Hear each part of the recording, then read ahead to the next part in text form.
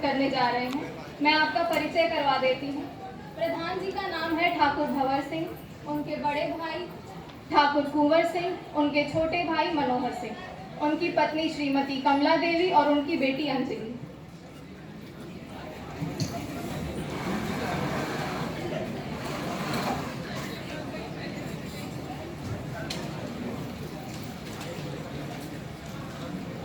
ग्राम सभा में उपस्थित सभी देवियों और सज्जनों को मेरा प्रणाम। मैं ठाकुर भंवर सिंह खुद को खुशनसीब मानता हूं कि पिछले 20 वर्षों से लगातार आपकी सेवा कर रहा हूं।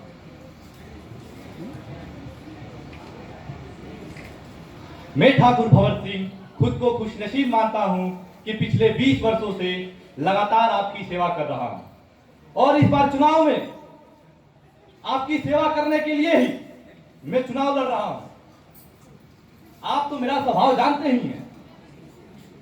इन गांव वालों को जब भी मेरी जरूरत पड़ी है, दिन हो या रात, जाड़ा हो या बरसात, चाहे जितनी भी विकट परिस्थिति हो, जब गांव वालों को जरूरत पड़ती है तब मैं और मेरा परिवार आपकी मदद करने के लिए सबसे आगे खड़े रहते हैं। लेकिन इस बार हमारे विरोधियों द्वारा हम पर जातिवाद का आरोप लगाया जा रहा है।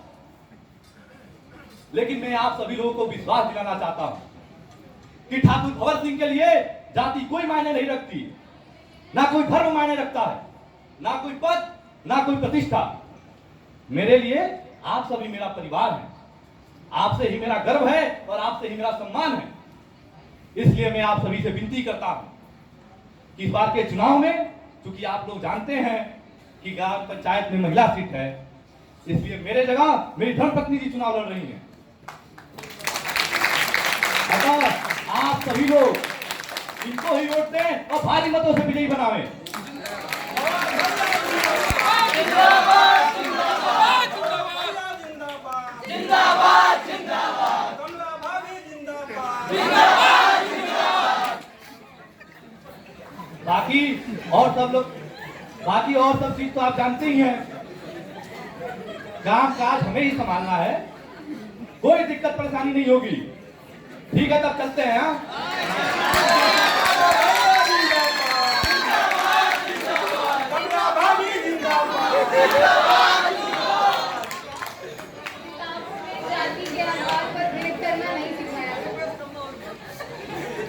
किताबों में प्रेम करने के लिए जाति के आधार पर भेद करना नहीं सिखाया जाता और ना ही समाज खुलकर इस बात को कहता है। शायद इसीलिए प्रधान जी की बेटी अंजलि अपने गांव के एक दलित लड़के से प्रेम करती है जिसका नाम है किशन। किशन स्वभाव से बहुत ही शांत और मेधावी लड़का है। आर्थिक तंगी के बावजूद उसने बहुत मेहनत करके अपनी पढ़ाई पूरी की है। आज बहुत दिनों के बाद वो दोनों मिल रहे हैं।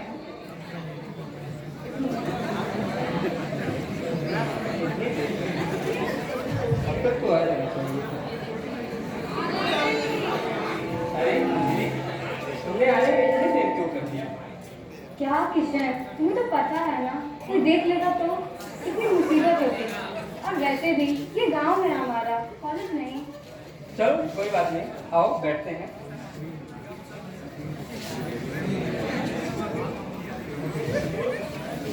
तब मिठाई को खिला रही हो? तुम्हारे पिताजी तो फिर से चुनाव जीत गए। हाँ बिल्कुल, कल आऊंगी तो पक्का लेते आऊंगी। वैसे तुम बताओ, तुम्हारे प्लेसमेंट का क्या होगा? इंटरव्यू दिया है मैंने, संभव है अगली महीने तक परिणाम आए।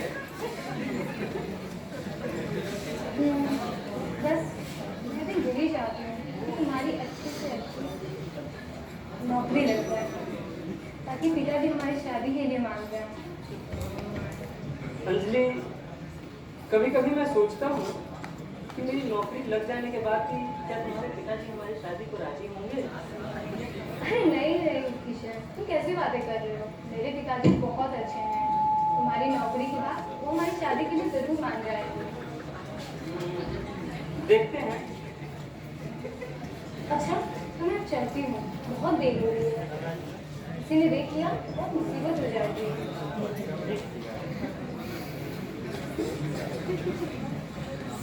किशन अपने माता पिता की लगन और मेहनत देखकर बड़ा हुआ है। किशन के पिता किसान हैं और माता गृहिणी।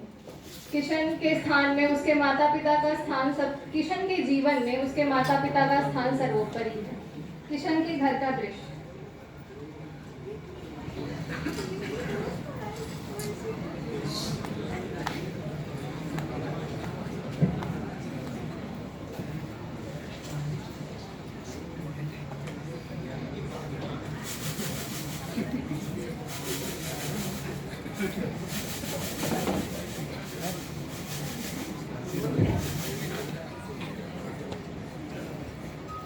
गंगा, अरे ये गंगा, तनी एक गिलास पानी ले आओ। हरी राम राम। का भेल बाबूजी? कहा बताई बचवा, खेती बाड़ी में अब कुछ बचल नहीं थे। दर जमीन तो अपन बाना, दूसरा के जमीन पर फसल उगवले रहनी हम। आज वो जमीन प्रधान छीन लेना। कहना हो कि तुम्हारा पढ़ाई खातिर जौन कर्जा ले रहनी, जब तक कर्जा चुकाई ना तब तक ना खेत मिली ना फसल। अब घर गृहस्थी कैसे चली कुछ समझ में नहीं आवत। अब तो बस भगवान भरोसे रहे। बाबूजी रउरा इतना चिंता मत करें। एक बार हमरो नौकरी लाग जाओ तो हम सब कुछ ठीक कर देंगे। हाँ बचवा, उन्हीं से तो आस बा। बाबूजी को फोन आ सकते हैं, हम बात कर लेंगे।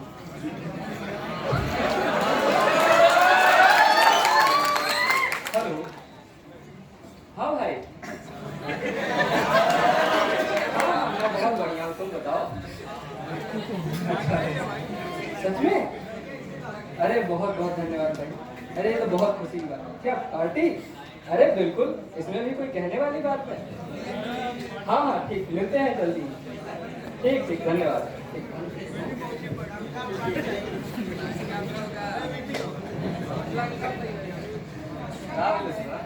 बाबूजी माई अभी अभी फोन आई लेते, हमारी नौकरी लग गई।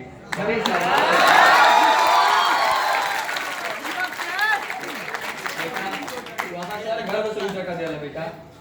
बेटा तू हम अपना गांव में पहला ऐसे लिखे वाला जेकर अपना समाज के नौकरी लगा दो। तू हमार और अपना समाज के नाम रोशन कर दिया।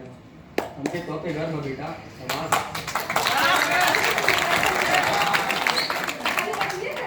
अरे अबे बाजार से मिठाई ले आओ।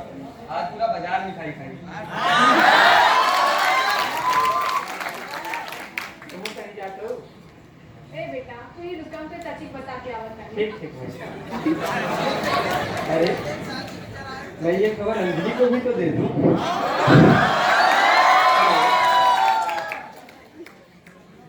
एक गरीब परिवार का लड़का नौकरी पा जाता है। इसमें उसकी मेहनत और बाबा साहब के किए गए मेहनत की दोनों का जोड़ है ये। इसी के साथ एक और परिवार में खुशियां आई। प्रधान जी इस बार फिर से चुनाव जीत गए। आज वे अपने परिवारजनों के साथ बैठकर बातचीत करेंगे। प्रधान जी की कुर्सी बहुत ऊंची है।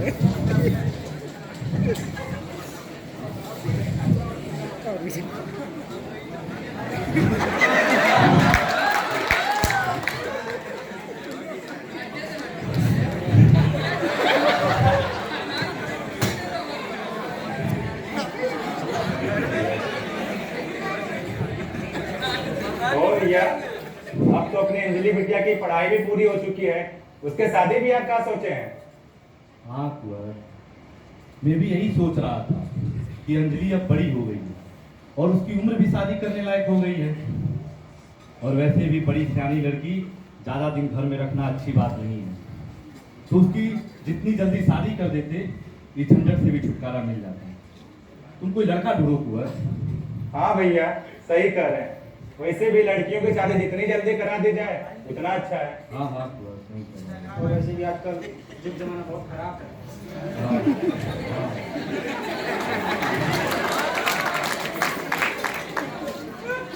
और कहाँ हो? अरे आपके ननिहाल से भी कुछ लोग अंजलि को देखने के लिए आने वाले थे ना? अरे हाँ, वो लोग अगला हफ्ता ही हैं। अच्छा अच्छा। का अम्मा केकरा बिना रिश्ते की बात होता। अरे बेटा तोहरे अलावा और के घर में जेकर बियाह है भइल बा?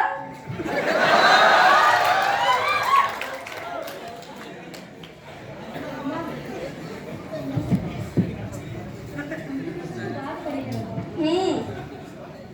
बोला हम किशन के पसंद करेगा और उन्हीं से शादी भी करे जाएगा। क्या बोल रही हो? पागल हो गई हो क्या? अरे क्या हुआ, क्यों हल्ला कर रही हो उस पर? दिमाग खराब हो गया आपकी बेटी का। 4 अक्षर क्या पढ़ ली, इसका दिमाग कुछ ज्यादा चलने लगा है। उखड़ी को से ब्याह करने को बोल रही है। अरे हुए अपने माँ का नहुआ का बेटा किसनवा। अरे उसकी इतनी औकात हमारे बहन बेटी पर नजर डालने की।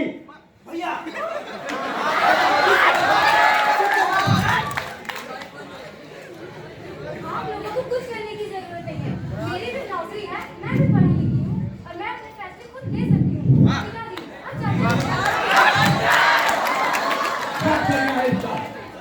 बात करने की तमीज भी नहीं आई इसको आज तक। बड़ों कैसे बड़ों से बात करते हैं।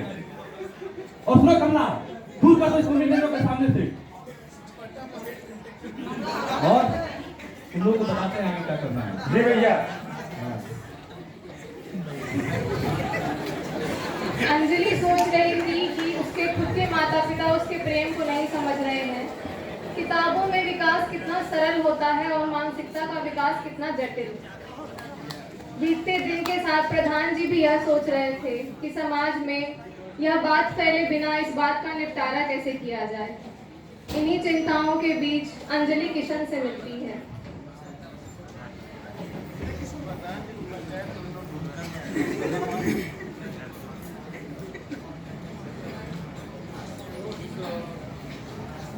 अरे अंजलि, तुम इतनी उदास क्यों हो? और आज अचानक ऐसे मिलने के लिए बुलाया? सब कुछ ठीक तो है? हाँ किशन, बस अब बात ही कुछ ऐसी है। मेरे पिताजी मेरी शादी कहीं और करा रहे हैं। तुम्हारे बारे में बताने पर उन्होंने मुझे बहुत पीटा। मैं यहाँ पर बहुत छुप छुपा के आई हूँ। मुझे तो खैर इस बात की उम्मीद पहले से ही थी। तुम्हारे पिताजी एक सवर्ण होकर एक नीची जाति के घर के लड़के में अपने घर की बेटी को कभी नहीं ब्याहेंगे। तुम सही कह रहे हो किशन, मुझे अब पता चला। पढ़ाई लिखाई से भी समाज से हम ये जाति बनने को खत्म नहीं कर सकते।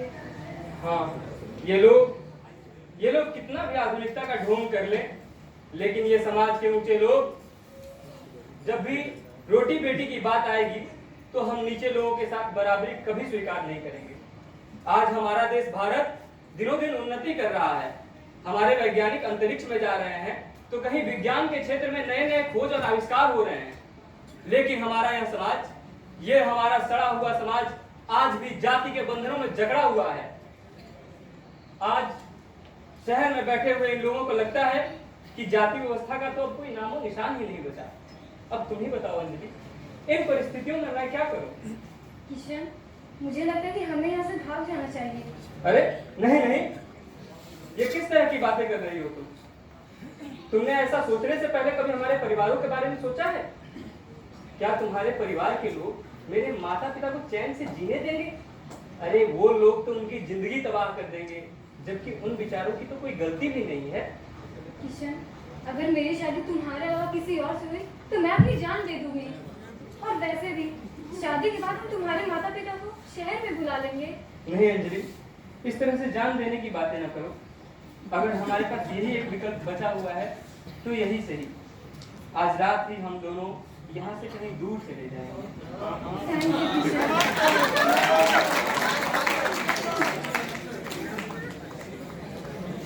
अंजलि की माँ अपनी बेटी से मिलने के लिए उसके कमरे में जाती है।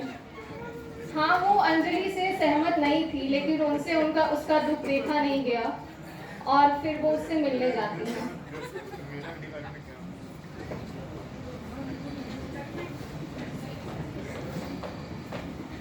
यदि अंजलि कहीं दिखाई नहीं दे रही है। अरे देखो यहीं कहीं होगी। अरे मैंने पूरा घर छान मारा, कहीं नहीं है वो।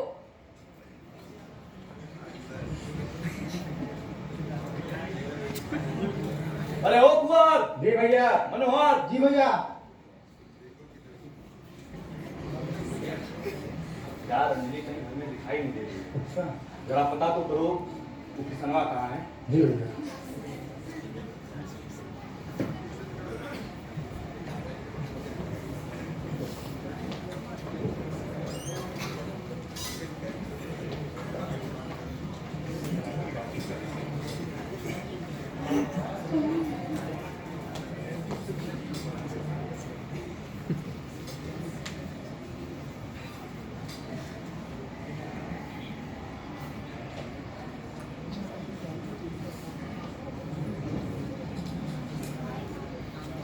अरे मालिक आप लोग, प्रणाम मालिक, प्रणाम। इतना रात के आप लोग गीजर कैसे? कोनो काम रही तो हमके बुला ले रहते, हम आगे रहते। किसनवा काम बा? अरे सदिया ले यही तरह है। इन्हें कहीं अपने दोस्तों के साथ घूमत रही। का हुई मालिक? हम बात पता। तो कहीं नहीं पता। का हुई मालिक? अब भी बताओ।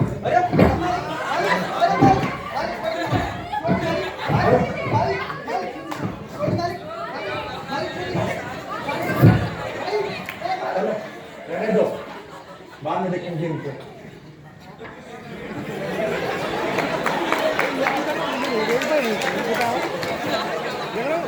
पूरी कोशिश की जाती है कि ये बात दोनों परिवारों के बीच ही रहे, लेकिन गांव वालों को इन बातों की भनक लग जाती है और वो तरह तरह की बातें बनाते हैं। जो गांव वाले आज तक प्रधान जी की आंखों में आंखें डालकर सवाल नहीं कर पाते थे, बात नहीं करते थे, आज वो उनके चरित्र पर, उनके परिवार के संस्कारों पर सवाल कर रहे थे।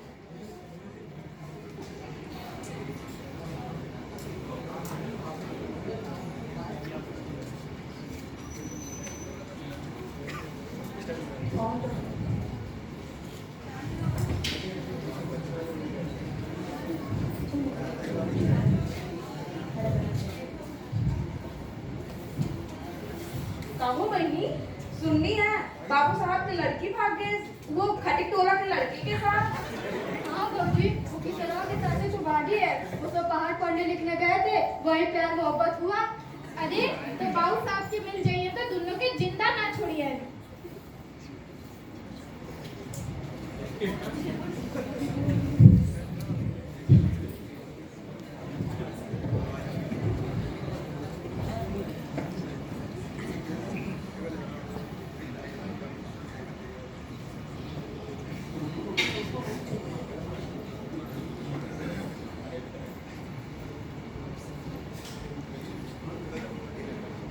भैया, गांव में बड़ी बदनामी हो रही है हमारी। कोई बात नहीं हुआ। ये अपमान हम बर्दाश्त नहीं करेंगे। आज से मर गई है वो मेरे लिए। मैं अब अपनी इकलौती बेटी का पिंडदान करूंगा। तुम किसी पंडित जी को बुलवाओ जी भैया। और पिंडदान की तैयारी करो। जी। और सुनो मनोहर, जी भैया। तुम उन दोनों को कहीं से भी ढूंढ कर निकालो, कहीं से भी निकालो। क्या समाज की चली आ रही परिपाटी को निभाना अपनी खुद की बेटी की जान से ज्यादा कीमती होता है? क्या हम अपने झूठे अहंकार को संतुष्ट करने के लिए कुछ भी कर सकते हैं?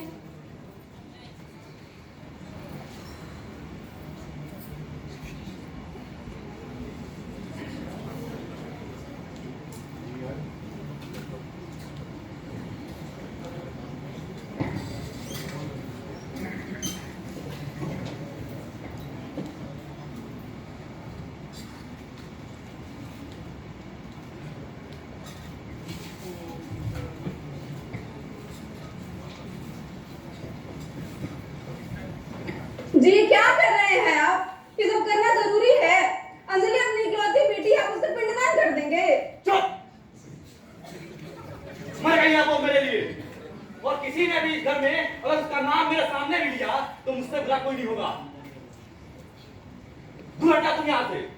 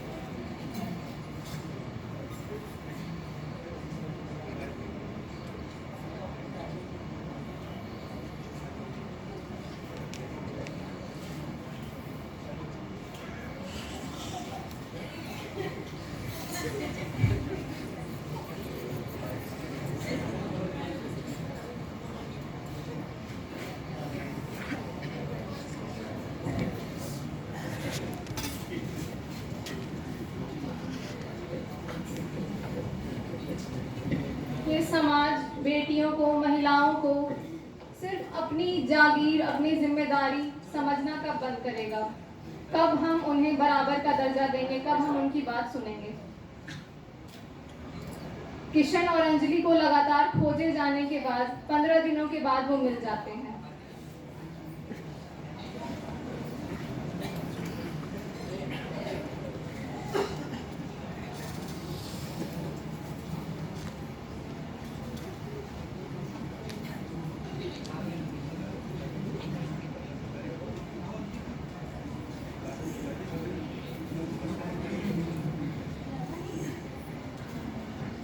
बाबा भैया भैया मिल गए दोनों के दोनों हरामखोर।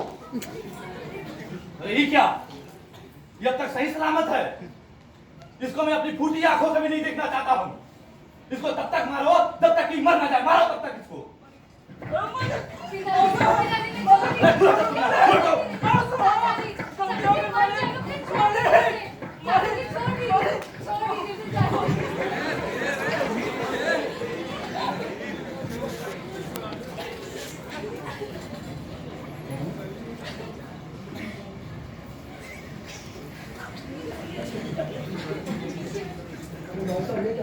तुम मर गया?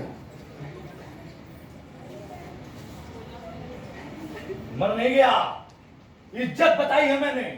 इज्जत अपने जात की, अपने कुल की और अपने समाज की। मुझे अपनी लड़की नहीं प्यारी थी, मुझे अपना इज्जत प्यारा था। तो मार दी जाए थे और बचा ली मैंने अपनी इज्जत।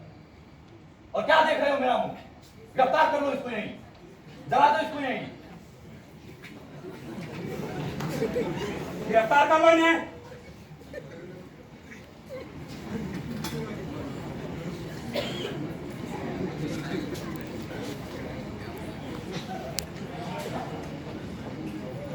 इस तरह एक और प्रेम कहानी का भयावह अंत ऑनर किलिंग जैसे अपराध के रूप में हुआ। ऐसी सैकड़ों हजारों घटनाएं भारत देश में लगातार हो रही हैं और हम इसके लिए कुछ नहीं कर रहे हैं। आज भी हमारे समाज में बेटियों को अपनी जिम्मेदारी समझा जाता है, अपनी जागीर समझा जाता है। पूरी जिंदगी उन्हें पाल पोस कर बड़ा करने के बाद केवल विवाह के नाम पर अथवा किसी भी कारण से अगर वो अपनी बात कहती हैं, अपनी राय रखती हैं, तो यह समाज बर्दाश्त नहीं कर पाता है और उनकी हत्या कर दी जाती है। ऑनर किलिंग के शिकार के रूप में हम सिर्फ महिलाओं को ही नहीं, पुरुषों को भी देखते हैं। संविधान के जिन प्रावधानों में पुरुषों और महिलाओं को समान अधिकार दिए गए हैं, क्या प्रधान जी को उसका ज्ञान नहीं था? क्या वे नहीं जानते थे कि यह अपराध है? लेकिन अपनी झूठी शान को संतुष्ट करने के लिए उन्होंने आसानी से यह अपराध कर दिया। हमारे पास बहुत अधिकार हैं। Right to life and personal liberty अनुच्छेद 21 मूल कर्तव्यों के रूप में, right to life with dignity नीति निर्देशक तत्व के रूप में। लेकिन इन अधिकारों का इस्तेमाल हम कब करेंगे? इन अधिकारों के मूल को हम कब समझेंगे कि हर इंसान बराबर है और किसी भी अपराध को किसी भी तरीके से सही नहीं माना जा सकता।